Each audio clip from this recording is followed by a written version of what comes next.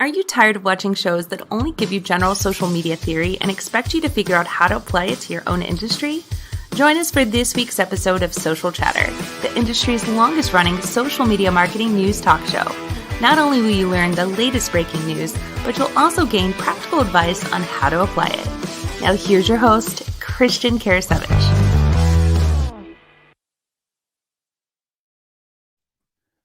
Hello, everyone. Welcome to Social Chatter, your weekly social media marketing news talk show. This is episode 302. And this week, Sarah and I, we're really excited to be talking about Google and YouTube live shopping. There's actually quite a bit to unpack here. And we had a big aha moment as we were kind of going through this before the show. By the way, just a quick heads up, we did have a guest that was going to join us. They had some internet issues, things like that, that always happen, obviously, in life. So it's just going to be Sarah and I this morning. So I'm going to go and bring on Sarah. We're going to kick things off because this is going to be an exciting topic. Sarah, it's so good to have you back for Social Chatter. And by the way, let me go and unmute her. How you doing, Sarah? Sorry about that. I'm doing great. So yes, we all love internet issues, don't we? So, and what we do with live streams and what we may see today is that my internet may bug out on me. And so an avatar will pop up and we just keep rolling with it, right? Yeah. And one thing I want to quickly mention, so about that whole avatar thing. So, one thing that we have done, for example, we always try and join, 15 minutes ahead of time if we can. This morning we had quite a bit of things going on, but about 15 minutes ahead of time, we checked internet, for example, to make sure that was actually working. And then we took a couple of steps to make sure that if there is an issue, we'll be fine. So for example, if Sarah, if she happens to have internet issues, we're going to have her put up her audio avatar. By the way, Sarah, do me a favor. Can you stop your camera real quick so people can see what that looks like? I will. We'll show what it looks like. So, and then, yeah, go ahead. And then the little sound bubble moves so that you know that I'm talking. Absolutely. And so this is one thing. This is about, if you're, in your business, this is also trying to be prepared in your business. So for example, if you're going to be in a spot where your internet may be spotty, go ahead and set that up. And the great thing is that avatar is going to follow you basically, wherever whenever you do your streams, you're not going to have to upload a new photo to each episode. It's always going to be there. You can pick different ones, things like that. So very useful feature. And by the way, that is within the StreamYard dashboard, which is what powers Social Chatter and has done so for quite a number of years here, actually. So if you want to check that out, by the way, there's a link to it in the ticker. But Sarah, I'm going to turn it over to you. We got a lot of topics to talk about this week. I'm going to kick things off. We do have a lot of topics to talk about this week. And the first one is the big hairy beast, Google, which I love. I love the Google machine, right? So Google is building out even more their merchant center and their merchant services.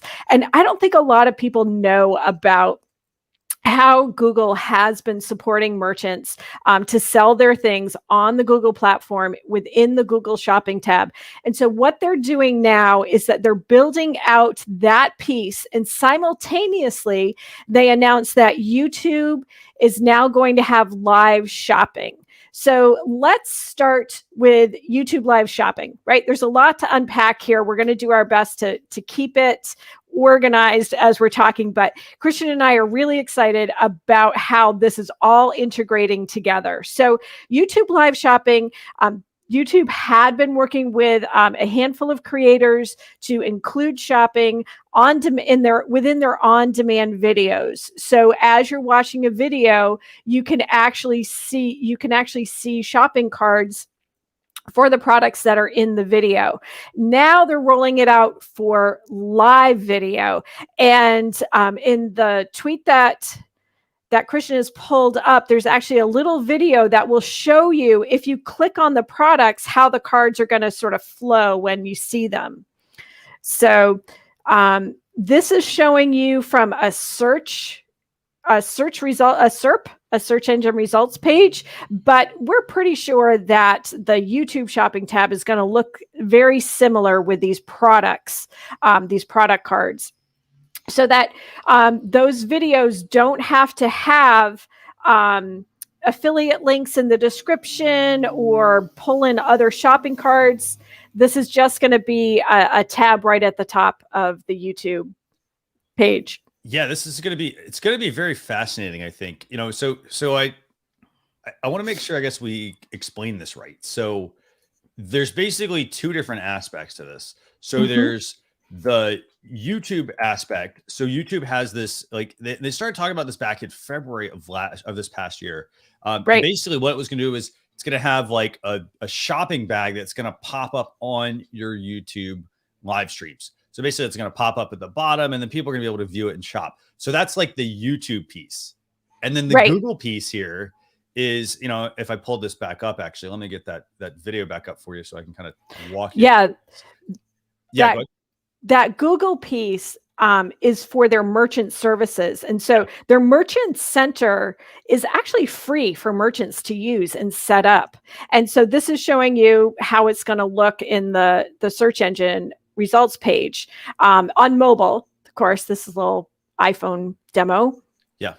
So it's going to be easier for you to promote your products. They're also adding, what they announced this week is that they're adding a layer to put in promotions so that you can track and associate your products with promotions, because Google knows that we are searching for promo codes, right? Some of the top searches for products and promo codes happens all over their platform. So now they're integrating that promo code into the merchants so that buyers can find everything all together, right? And you can promote everything as one entity. And the more popular products, the more popular your promo codes, the more popular your website, that will all contribute to how you're going to land in that in those search results. Yeah, and so one thing I want to, I've got some good questions here, by the way, from Letitia, for example. She got a lot of great questions, actually. And so I think the thing I want to, I'm going to put this in a different context. So, and this is what I think is going to happen. So Amazon has Amazon Live Shopping, okay? And so that basically allows you to run a live stream over on the Amazon platform, and then they show up on Amazon product pages. For example, if you go to businessessentials.live, that, for example, will take you to my the Amazon Live show that I actually do with Letitia. That'll take you over there to some of the shows we've done there. And so that is Amazon's piece, right? Amazon wants to get you in their store. Basically, they want to get you buying things. So they're going to show you products, people that are talking about them on live streams, things like that. Now, moving this over to YouTube/Google, Google is essentially doing the same thing. And Google is offering this two different ways, basically. One of those ways is on Google search. So when people are searching on Google, there's a shop tab that shows up at the top. This is where your products and whatnot can show up. They're also then tying it into other things people are searching for. For example, holidays. I'm going to say holidays. Black Friday, Cyber Monday, for example, sales. So they're going to have those show up. And so you'll be able to have that show up in the search engine. And then the other side to it is the YouTube live side. And that's where, if you're doing a YouTube video on YouTube, for example, that also shows up in Google search as well. And people will be able to shop from merchants from YouTube live. So a couple of questions here from Letitia, by the way. And hopefully if I didn't clarify that enough, let me know. This is I put a link, by the way, to the Amazon Live that we talked about, but let me answer a couple of these questions if that works. So, I love her comment. Wait, what? I know. Wait, what? YouTube Live, Amazon Live? Yeah. Yep. And it's I gotta say, it's a different thing to kind of wrap your head around. So I have a feeling Google's doing, like I said, I think they're doing exactly what Amazon's doing, except it's on Google. So it's hitting what people are searching for on Google. Mm-hmm. It's going to get them to, for example, so it's going to get them to Google Merchant, basically. So Google Merchant is where people can list their products that they want to then put on Amazon. So that kind of answers, I guess, part of the question. So Letitia, your first question was, how can we do that on live videos on YouTube?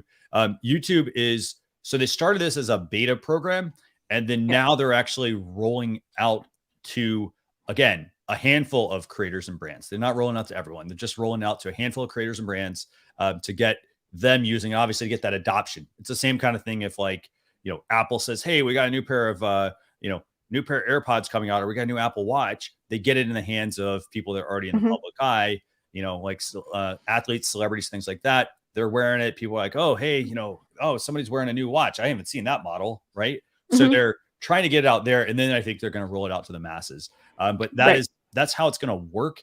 And then it's going to basically be where if somebody's watching your YouTube live videos, they'll be able to buy right there on the live without interrupted. So pretty neat. So think of use an example. Let's use a tech creator, right? Like I watch Sarah Dietschy all the time, and she endorses some products. She doesn't endorse others, but she can have that catalog of products when she's talking about the setup of her studio or something like that. And so people can actually shop from there pretty easily, just like you do on Amazon Live.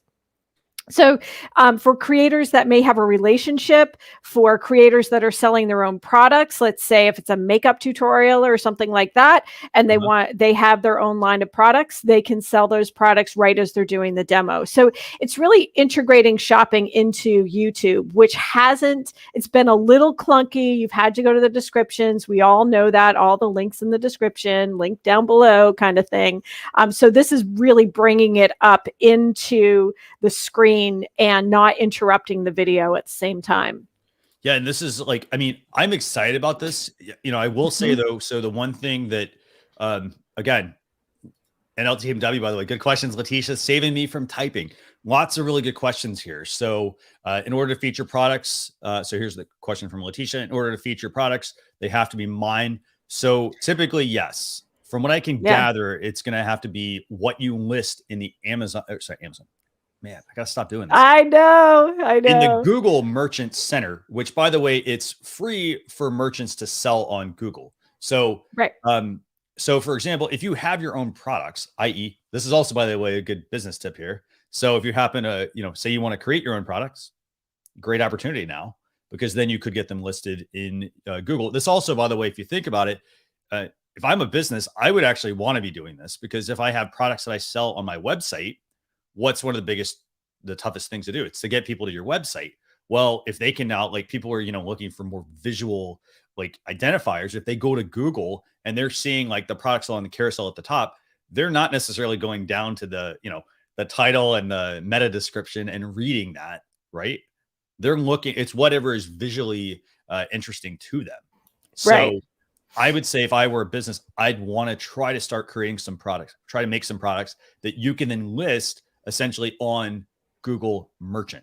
And like Sarah mentioned, it's free to sell on Google. So you got to get your products on there. And then that gets uploaded. Basically, it's so I used to work in, I guess I could partnerships, for example, and with a lot of e-commerce companies. And so basically the way it would work is if I'm a company, I have a spreadsheet that has all my products. It's got my SKUs, it's got the colors, the sizes, the pricing, links to the images, all that sort of stuff. It's in a spreadsheet. And then I basically just upload that to the merchant platform, in this case, Google Merchant.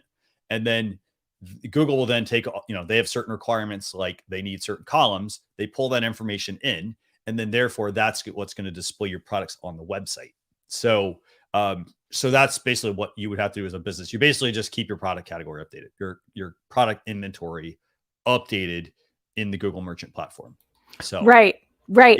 Yeah. And I know that we're crisscrossing over the topics between YouTube Live and the Merchant Center, but Merchant Center is integrating with some of the big shop commerce pieces that you use, like Shopify or WooCommerce or something like that. So you can still have your shop set up on your website with those tools and import them into Google Merchant, or you can just set up in Google Merchant too. They are offering these services for free because they want the shopping opportunity on their website. They see the traffic, they see what people are searching for, and they want people to stay on Google, right? And what's important to know is if you are doing these promotions, let's say you have a lot of inventory and you need to promote a product a little bit more, you can quickly jump in there, put in a promo code, and Google will promote that. And they were really clear about saying we're doing this regardless of your ad spend. Right. Yeah. So it's not going to be based on how much money you're spending on Google. It's based on your site's the quality and authentic experience that people are having on your website. That's not the word I want to use, but you know what I'm trying to get at. Yeah. The popularity of your products. And so here's where we start to say, can we thread this through to, do we need more and better reviews on Google? Do we need to use Google My Business more, which I have to say is the sleeper. Yes. Yeah. Oh, you know, we talk every week, Christian, about how we need to talk about Google My Business, right? And I think all of this is going to play together so that Google's products are going to rank. People are going to use it. Merchants are going to use it. Again, free tools. Right? Yeah. You're not paying the commission that Etsy takes. You're not paying the commission that Amazon takes. Free tools. And you're going where people shop. That's the other thing that is super important here. And I got a lot of good comments here, by the way, I'm going to pull up again. So kind of also talking real quickly about Google My Business. I will tell you right now, it is a place that if your business has a physical location, you need to have, or you need to put yourself on Google My Business. And the reason is this. For example, I'm a Google local guide on Google My Business. My photos alone have generated 60+ million views. So, and that's just me uploading, like, you know, leaving reviews on businesses, things like that. And so that got me invited into the Google Local Guide program, which, you know, as a local guide, it does give you, like, I mean, I think it's free, but like for people to sign up for it, but it gives you the ability to get more exposure as well for yourself. So like, you're sharing like the things that, you know, maybe like people might actually say, you know what, they take really good photos. Let me go hire them, for example. Or, you know, people might like products that you're using. So for example, that could potentially become a licensing thing. Not saying it is, but it could become a thing where somebody wants to use your photo that you've taken of their product or a product that they had in their store, things like that. So you never know where that's going to lead. But if I'm a business, I definitely want to have a presence on there because people go there. They go there to find the hours. They don't go to your website to find the hours. They don't go to your Facebook page to find the hours. They go to Google Maps, for example, which essentially books into Google My Business. So couple other points here, by the way. So Letitia, we'll get to Sarah's question about her mic in a few minutes here. But yeah, definitely don't say the A word, obviously. Yes. And then when will this roll out to the public? Okay, so conveniently, and this is great timing, right? They say starting in October, people shopping on Google search will be able to swipe through and discover the most popular deals for major retail sales moments like Black Friday and Cyber Monday. So they're gearing up for the shopping season. So they're going to start rolling those features out. You can start listing your stuff, obviously, like today on Google Merchant. So it's starting today. We're showcasing deals right on the shopping tab found on Google. So if you're searching for, like, they say, they're giving an example of back to school, Letitia. By the way, we did a show last night about back to school. On the shopping tab on Google search. So if you're searching for backpacks, you may see a new section that will organize and show you backpacks that are competitively priced or discounted from retailers across the web in one place. So think of it like this. If I'm going to use the sandwich model. If I'm Amazon right now, like Amazon was on the top, and when you search for Google, you know, most of the time Amazon products come up. However, Google is now over top of all of that. And so Google's going to, you know, obviously show up in the top. They're going to obviously try to surface the products without having to have you, you know, click on, oh, well, you're on the first page. So basically, you know, again, it's about, if I'm going to be listing any sort of products, start taking good quality photos, for example, of your products, you know, get them, sign up for a Google Merchant account, Merchant Center account. We put a link to that as well, by the way. That's a great way for you to get started with this. And then obviously, I'm pretty sure that Google's going to be rolling all of this in with your YouTube live as well. So I think it's all going to be a nice package for the holidays. So yes. Right. Let's see. Let's see if there's any good comments here. And I actually found my headset for Letitia. It's made by Pile. Christian, I'm dropping it into the private chat. For some reason, my Sure. commenting isn't working out for me this morning. Okay. Yeah. Gotta love the internet. It's the Pile Pro headset. And so it just has two little things that go over your ears, and it kind of comes in from the back. So it's really cool. It's sort of like what a lot of people wear when they're on event stages and things like that. So it's very similar, but I move around too much. So I can't use a stationary mic like Christian uses. Yep. So I attach it to me and it sticks with me. So for audio. Moving around, Sarah, Sarah means that like, she's like, instead of me like, oh, I'm moving around, like I've got a 6-foot extension cable on here. I'm moving around because she's moving around because, she's constantly traveling. So again, it's about getting the right tool for the job. I do want to answer Letitia's question. Then we're going to move on to the next topic. Google keeps asking me to put my business on Google, but I don't want to add my address. And this is a great question, by the way. Can I do it without my address? So what I would actually recommend doing is I would get myself a PO box. So go to the UPS. Sorry, UPS. Sorry, I got that wrong, actually. So I go to USPS. Sorry, small correction there. I think you can get them at UPS, but go to USPS, get yourself a PO box. It doesn't have to be probably the biggest box, but that's a place where you can get mail, things like that as well. So you could potentially then use that as your address, I think.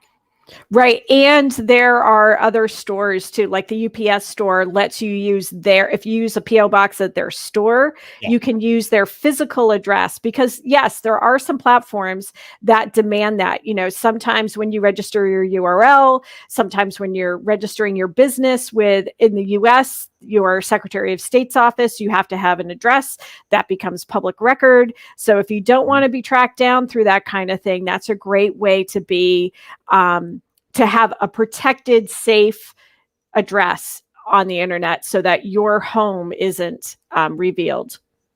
Definitely. Yeah. So really good question. Do you have any more questions, I guess, about this? And by the way, it's, as we mentioned, it's Google and YouTube live shopping. So it's a combination thing. So it's the Google shopping piece. It's the YouTube live shopping piece. We know that that's going to probably funnel up to filter up to YouTube search results showing up on Google, what are going to probably also show, I'm assuming, people are buying on YouTube live, for example, or that they're mentioning a product. That's what I think is going to happen. If you do sell courses, by the way, and things like that, no physical products, I think that I'm not exactly sure how those are going to work.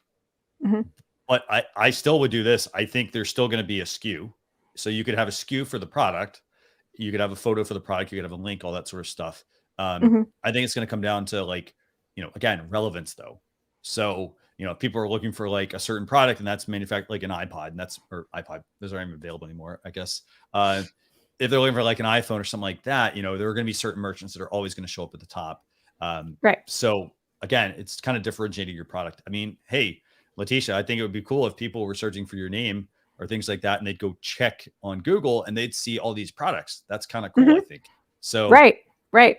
So their announcement said, speaking of timing, because I know there's questions about timing, is that so the shopping tab is available now with Google. And in October, they're going to have they're going to build out sort of that catalog of sorts so you can swipe through. They're going to have those sale moments, right? So October is when people are gearing up for Black Friday, Cyber Monday sales, at least in the US. Again, this is US, is what we're hearing, right? Or what we're reading. And so slowly things are going to be rolling out. So a big announcement, right? Definitely a chance to pay attention to and a chance to start building out those things on Google My Business, building out and testing your products before all of this stuff rolls out so that you're there first. Yeah. And I mean, again, it's about trying to work ahead, working ahead and trying to get your inventory in order, for example, things like that. So, and I do want to mention real quick, NLTMW saying, hey, I like that I don't have to ship products to their warehouse, still sell it from my living room shipping department. Yes. So that's another thing. That's actually a feature where if you're using another service to manufacture your products, you can drop ship. So basically they can do the shipping and everything for you. You basically are just, you're basically the storefront, but the products are then getting sent by somebody else. So that's something also to keep in mind. But as Sarah mentioned, there are also platforms like Shopify, and I think you mentioned a couple other ones. And a lot of those also work that same way, where they hook into other other companies, and help do the fulfillment. So very cool. Okay, Sarah, Yeah, turn it over to very you. cool. What is next? I'm excited about this. This is why we spent like half the show on this, by the way. I know it's really exciting to see what's going to happen, because Google is where we all go. Even if you are a shopper on Amazon, you tend to go to Google first. Yeah. Right. And so this is building this out a little bit more. Okay. Yeah. Next on the list is LinkedIn changes. So this is something that I know Christian is extraordinarily excited about, and that is LinkedIn Live video is giving you the chance, when you schedule a LinkedIn Live video, which you can now do more than 7 days in advance, right? So that's been some limiting factors with people who have been scheduling their LinkedIn Lives. So can do it more than 7 days in advance. And when you do it, it's automatically going to create an event and a post for you. So what this means is that if you want to promote, like if we want to promote this show, what's going to happen in September, right now, what happens is that we create an event on LinkedIn. And then when Christian schedules the live stream, that creates another event. So we potentially split our audience between the two events. And it's also not a great user experience too, right? Because people have to say, is this the one or is that the one? So this is all going to be in one place. So you schedule your LinkedIn Lives, they'll automatically create an event and a post. So to do this, you must use their partner platforms, and their partner platforms for live streaming, let's be official about it, is Restream, Social Live, StreamYard, and Stitcher. Switcher. I was going in alphabetical order there. Studio, yeah. So yeah. So if you want to do this, you got to use one of these 4. So this is starting August 1st. And LinkedIn was really clear in their announcement about this. If you schedule an event right now or schedule a live stream right now, i.e. today, it potentially won't do this whole chain of creating the event, creating the post. So you have to wait until after August, or wait until Sunday for it to actually happen. So, and what's great is that people who click attend will be notified 7 days, 3 days, and 15 minutes before. So if any of you are like me who are running virtual events and constantly emailing and pestering your folks, this automatically does it for you. So, and followers of your profile page will also get the alerts. So it's great. It's a great announcement. One other little piece of it too is that pages who have live access, their super admins and their content admins will also have the chance to go live. So you don't have to, as an individual, apply for the page and get all connected like that. Your super admins and your content admins can have access to go live for that page too. Yeah, definitely. And so, I'm particularly excited about this. I mean, I got to say, from a live streaming perspective, one of my biggest challenges is always the scheduling aspect. Because, for example, like YouTube, no problem. Twitch, no problem. LinkedIn, usually no problem. When it comes to Facebook, though, for example, I want to push it out to Facebook. I have to wait and can only do it 7 days in advance. And, the thing I really like about what LinkedIn is doing here is they're telling you that they want you to have more lead time to bring people to your events. So essentially, if you think about it, they're actually identifying the problem and providing the solution. So they're looking and say, hey, you know what? The problem for a lot of people when they do live streams is that they're not, like, the runway is so short if it's like 7 days in advance, for example, to where, how can you promote that ahead of time and like get people to, kind of build up interest by saying, hey, I'm going, things like that, if you only have 7 days. And so they're removing those barriers to entry, basically, for people that are looking to do their live streams on LinkedIn. So that, I think, is huge. The other thing, Sarah mentioned this, and it's the fact that when you go to create an event, when you go to create a LinkedIn Live stream or a broadcast, it typically you'd have to create 2 different events. you create the live stream and then you have to actually go create the event, and it's separate. And it's a very, if you think about it, okay, like that's a lot of extra work. So they're removing that barrier to entry. Fantastic. Another thing, notifications. This reminds me of like essentially like an email sequence that's set up. So instead of you now, again, previously you set up a live stream on LinkedIn, then you got to go get the link, then you got to go set up your, email marketing service and set up all your emails. And for example, if it was, let's just use the examples, a 7-day notification, a 3-day notification, and a 15-minute notification, that's 3 emails you would have to go and create. Right. And you have to update your list. Like if people say, yes, I'm interested in this, and they aren't on that email distribution list for that 15 minutes before or 17 minutes before, you have to get everybody there who is in between. Right. So this is automatically doing it. It's great. It's a great feature. And I will say, I'm going to throw out to me, if I'm a business and I'm looking to do LinkedIn Live, I would actually borrow that strategy, and I would put the extra time in and create that email sequence. And that email sequence doesn't have to be complicated. It could just be like, for example, run a LinkedIn Live and look at the notification they send you. Maybe you borrow some of that verbiage there. You go over to your email service and set up 3 emails and always keep like something in drafts. Usually you can go into drafts and you can actually say, hey, I want to duplicate, this email, set up a draft for 7 days, 3 days, and 15 minutes, and duplicate, write your email schedule, duplicate, write your email schedule, same thing. Yeah. And so that way you actually can be, having 2 impacts there at once. One is email and one is over LinkedIn. Right. So. And how many of us appreciate it when we get that email 3 days before, hey, remember you signed up for this thing. And 15 minutes or an hour before, when the notification pops up on your calendar, like, hey, you signed up for this thing, and the link isn't in your calendar invite, and your email has the thing, hey, we're starting in 15 minutes. It's really helpful. And it's a great process for doing, especially if you're doing big events, especially if you're doing, when I do ticketed events, we really make sure. And I actually schedule out all of those emails, and then I just add people to the list. If I have late registrants or something like that, they just get added to the list and they automatically get that email. I don't have to do anything else with it. So, this is an awesome update. And, just a couple of quick points. Like Letitia, I know you do a lot with email marketing. Like, again, you will still create an email anyway. Absolutely. Because you have to also think about this. So, if you don't know exactly who your customer is, you can also look at yourself and say, hey, you know what? How do I prefer to look on my phone at notifications, for example? Do I have notifications on? Do I have them off?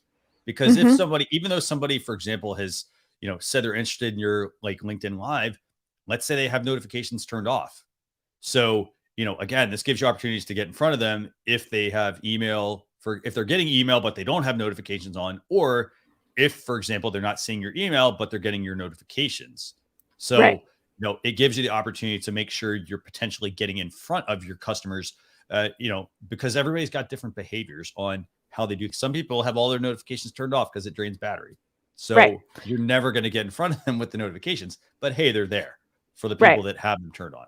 So, And Laura Williams commented, notifications is huge. And we totally agree that obviously that notifications is huge. So, and I just going back to what we've been talking about, just the whole process that's going to happen for live and the creating the events is going to be a great time saver for everybody who uses this. Yeah. So I think, what is that? In a couple of days?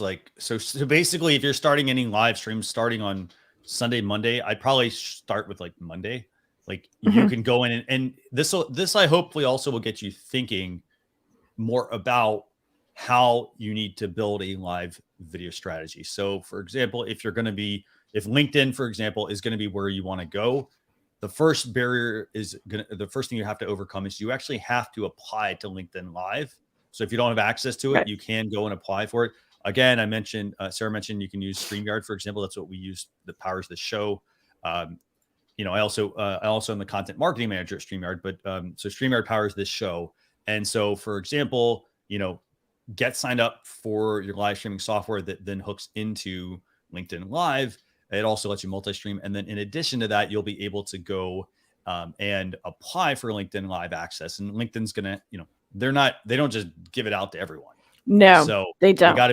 You got to be somewhat active on LinkedIn, and it's not about the size of your audience, but they do want you to be active on the platform. And it does take a number of times to apply for some people. It doesn't apply to everyone. Some people get it done very quickly, but you do that. And once you have that ready, then you can go and schedule your lives as far in advance as you want, And one thing I want to mention about that is that I would actually think about setting up like a schedule. So every single month at the beginning of the month, at the end of the month, start scheduling maybe the last week, start planning and scheduling your updates for the following month.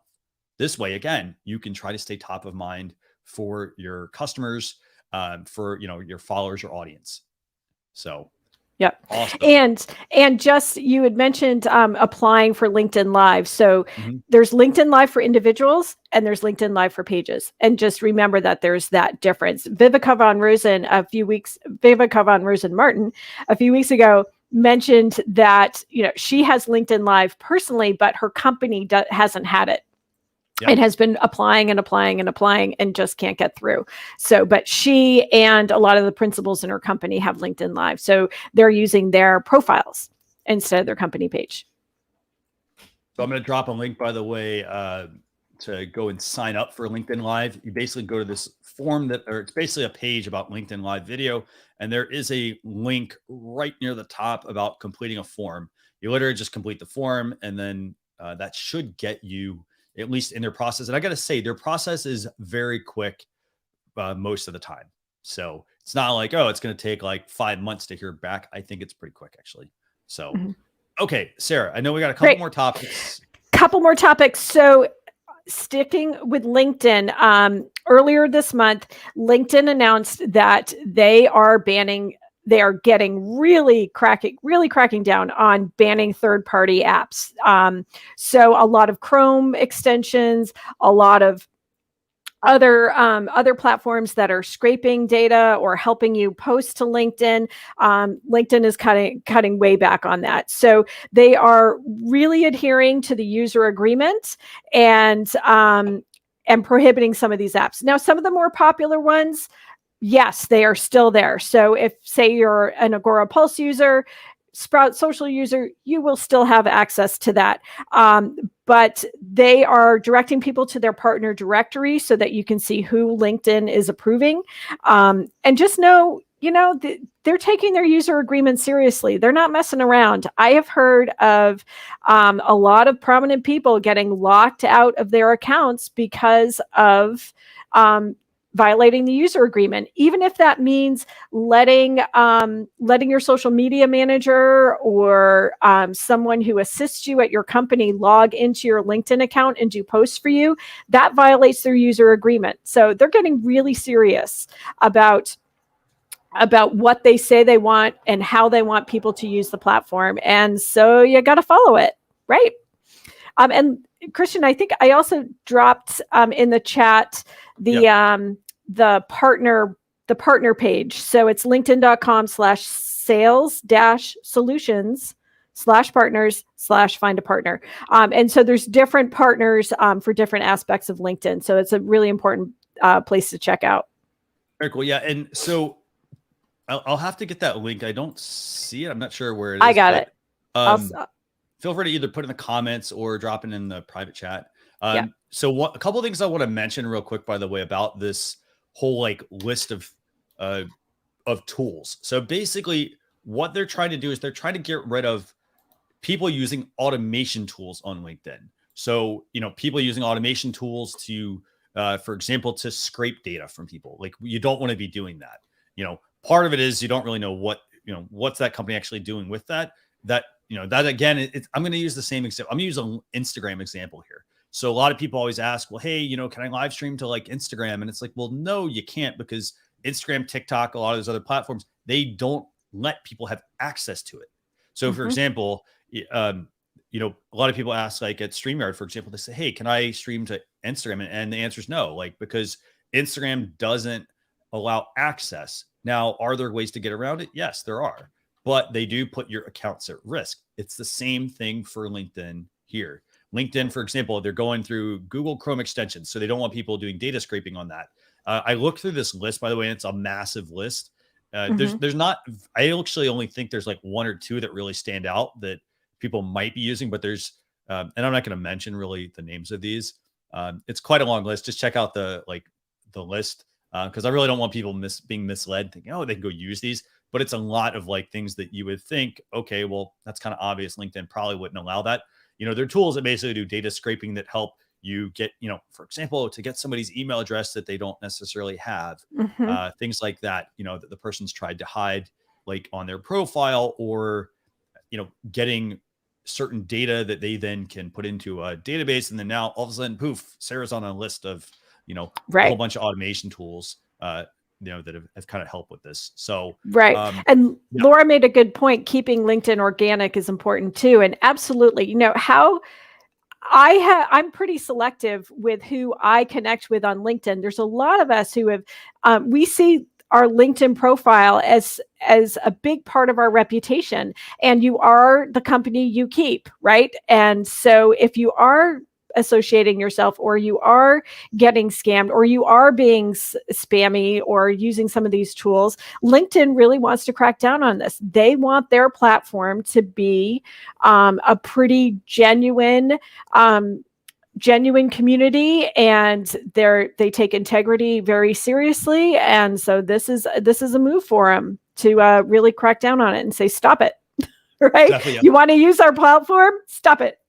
And, and that's one thing where, like, if you're, as somebody who works in social media, so if you're a social media manager for another company, for example, or you're an agency, or you're just, running your own social media, like, you do have to keep this stuff in mind. Like, for example, if they say, hey, you know what, we don't want you doing it, don't do it. It doesn't matter how much easier it makes it for you. It might make it easier now, but it will make it 10 times harder if they find that you're like violating some of those rules and things like that, because then, for example, you could completely, I'll use LinkedIn as an example here. If you actually are doing this, and not like, and using a lot of the automation tools that they don't want you to use, they basically could then say, hey, you know what, we're going to shut down your account. And guess what?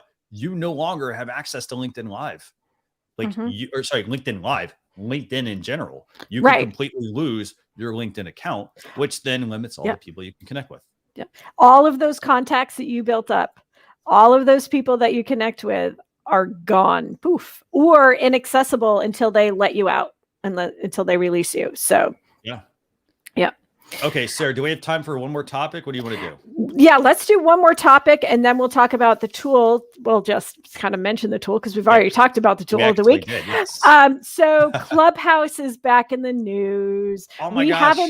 We haven't been talking about audio for a few weeks, right? It was the big thing this spring. Clubhouse is open.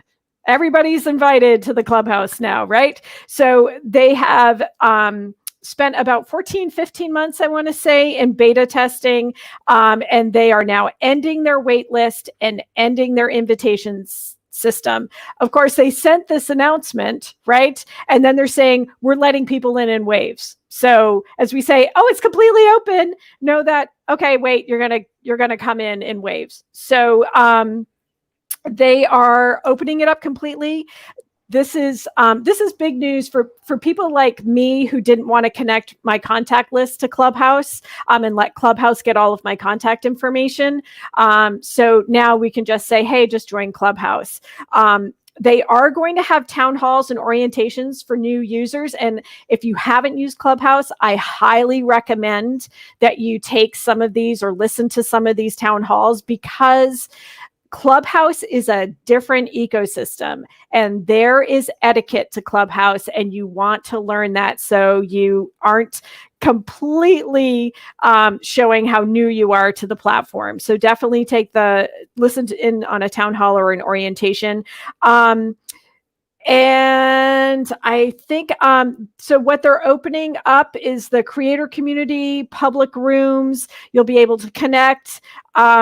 honestly, I haven't gone in. I've been a Clubhouse user for a long time, so I haven't really seen what the screens look like. But if you've always wanted to check out Clubhouse, now is the time. So, and now you can find it in the App Store a little bit more easily because they have a logo instead of one thing that I think was confusing for some people is that they were using photos of musicians as their logo. So you kind of had, not only was it hard to get in and hard to get an invitation, it was also hard to know, oh, is this the right app? Am I taking the right app from the App Store? What am I opening myself up to if I do this kind of questions? So there you have it. Anybody can join Clubhouse. iOS or Android. It's still mobile only. I haven't heard anything different than that.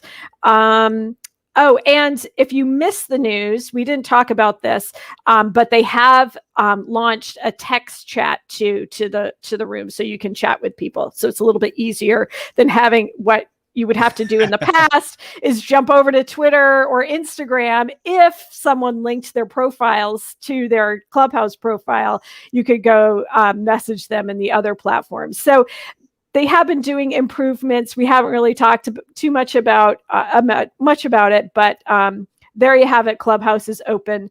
The other piece of news about Clubhouse isn't part of our list today, but we will tweet it out, is that Clubhouse now has an exclusive relationship with TED Education. So TED Talk, the whole TED Talk creator community is going to be rolling into the whole Clubhouse community. So it'll be really interesting to see how that plays out with the exclusive content kind of thing. So I have a question for you real quick. Yeah. Are you going to rush to join Clubhouse now? Or, I mean, are you already on there? Or like, I mean, I was on there. Yeah. I've been on Clubhouse since October, maybe September, that early fall. And I have to say, what I really liked about it is that I was in a room with other entrepreneurs, business owners in my local area. So it was kind of like a weekly conference call with friends and business owners that I admired. And we would share not only inspiration, maybe help each other think bigger picture. But we also had some business owners who came in and said, hey, what do I do for health insurance in Vermont? Right? I'm paying too much. Who uses what and where should I go? So it was like a friendly little room. And then we got this really famous musician come in and join our room a couple of times. So it was fun. It was a fun little weekly thing that we did. But of course, life gets in the way. And we kind of fell off doing it. But I have enjoyed listening. I follow Mitch Joel a lot. He does a lot of stuff on Clubhouse I think is interesting. So you can follow different people. But honestly, it's a lot. And it's appointment. You can't just on demand it later. You have to, when the notification comes up, you have to act on it. So, and from a security standpoint, it's a little troublesome because I know people who have accidentally opened it. From the notifications take you right there really fast. It's unlike some other notifications that you have. So suddenly your mic is on. If you get invited onto stage and your mic is on, you may not realize it. So, and then there's the security thing with connecting your contacts. I never did it. So, I don't know. I don't know if it'll take me back to Clubhouse. I'm not sure. So how about you? I'm probably not going to go back there. Yeah. I've still got an account there, which is great, but I'm probably not going to go back there just because I think there are a lot of other platforms that are doing the same thing, but they don't require you to build another audience. So for example, Twitter and, Twitter's got Spaces. Yeah. Sorry. Yeah. Right. I was trying to remember. I was like, is it Fleets? Is it? Yeah. So it's I know. Twitter Spaces, and then Facebook's got their whole audio rooms thing as well. If I've already, and heck, if I were YouTube, all YouTube has to do is say, hey, we're gonna do the same thing. Just don't have to turn on the camera, for example. I could see YouTube getting to that point as well. So that's the thing where like, I kind of feel like Clubhouse missed the mark. Like they were here for a hot minute and then everybody's like, okay, you know what? There's a lot more other, like, this is so like 10 years ago, for example, of having to rebuild. Well, it's a good Yeah, idea, but it's it's like, like yeah, having to it's rebuild an audience. right. It's 10 months ago, right? Yeah. Social media moves so fast. Here we are so jaded about something and it's only 14 months old, right? Yeah. Mm-hmm. So I do think exploring Twitter Spaces is something worthwhile to spend my time on. And I still haven't, and maybe I just need to sort of rattle the cage of some of the group admins that I'm a part of. There are some groups that I'm on in Facebook. I would love to have a live audio room with those folks. So some are irreverent marketers, some are really in-depth trainers like Doreen Moore and Van Dam. I would love to just be on a call with Doreen occasionally. So I think the Facebook group audio will be interesting, more so than Clubhouse. But that's just my personal opinion. Some people are killing it on Clubhouse and they are getting incredible leads and building their networks and getting more business from it. And so it works for the right people. Yeah. So just something to keep in mind. Yeah. I mean, like, so basically, you're going to be using Clubhouse. That's, I think, the question I have for you. If you're a viewer, like, are you going to use Clubhouse, or are you pretty much going to go to one of the other platforms? Let us know in the comments. And if you're watching the replay as well, just let us know and we'll respond back to say, yes, team Clubhouse, or no, and tell us what platform you're going to move over to. Okay, Sarah, I think we got time for one more, the tool of the week, right? The tool of the week is really quick because we talked about it for a half an hour at the top of the show, and that is Google Merchant Center. So check it out. If you have a tool in the chat, I've been able to read the chat. I can't comment on the chat, but some of the folks who've been chatting through this video have great ideas about how they can promote new products. Someone's got a line of mugs coming out. Someone else talked about having some swag that they could promote on this. And especially if you are doing video, especially if you're doing live video now on YouTube, test it out. Get into it. Find a way to promote your products this way. It might be a little easier than building a whole e-commerce store on your website too. Yeah, and so, just a couple of quick points about this whole Google Merchant Center. There's no cost to add your products, so keep that in mind. We did drop the link there. Very simple process to go through. Again, it's a great way for you to drive more sales, reach more customers, and get insights about your business on what products are working, what's not working. That's something to keep in mind, by the way, as well. So, you could also use this as a good learning opportunity to see what's actually selling, what your customers are most interested in, because, you could have every single product in the store, but if there's certain products that aren't moving, you don't want them taking up valuable shelf space, or, in this case, your budget or things like that. So make sure, you're using the metrics to look at that. But no cost. Again, add products like Google at no cost, for free, to help you reach more customers. So that is the tool of the week. Right. Fantastic, Sarah. Yeah. And as Laura said, I went back and I found Laura's comment. Free is my favorite word. So it's not every week that we have a free tool to promote, but this week for sure, it's there. So yeah. Fantastic. Awesome. So just a couple of quick notes from me, by the way. So for those of you who want to get the email newsletter, go to socialchefs.com/daily. You'll get our email to go out over I think it goes out on Monday. So we'll get our email out to you all. If you want to connect with Sarah, by the way, Sarah is on LinkedIn, but Sarah, I think you don't just want them to send you a connection request, right? No, come on, make the effort. Send me a message. Say that you saw me on Social Chatter, because I am selective on who I connect with on LinkedIn. So, but by all means, please find me. You can find me on social media at Sarah Monroe VT everywhere. And if you drop me a message on LinkedIn, I'd be happy to connect with you. Fantastic. And I am Christian Kurasevich, and I'm the CEO and founder of Social Chefs, and obviously the creator of Social Chatter as well. And so I'm at Social Chefs on all the social media platforms. Again, if you want to learn about what's new in social media, go and check out our social platforms. We'd love to have you connect with us. Could be on Twitter. If you want to watch some of our videos over on YouTube, we'd love to have you do that. And then just a couple of quick notes. Blog post recap going out over the weekend, socialchefs.com/SC302 for episode 302. And there's also an Alexa flash briefing version. So if you want the 7 to 10 minute version of this, it's audio only. You can just go there and listen to that on the Alexa platform. Go check that out. Next week, we're going to be joined by Junaid Ahmed. Yay! And we've had Junaid on before, and that's going to be next Thursday, 9 a.m. Eastern Standard Time on youtube.com/socialchefs or facebook.com/socialchefs. Have a great weekend, everyone. Bye. Bye.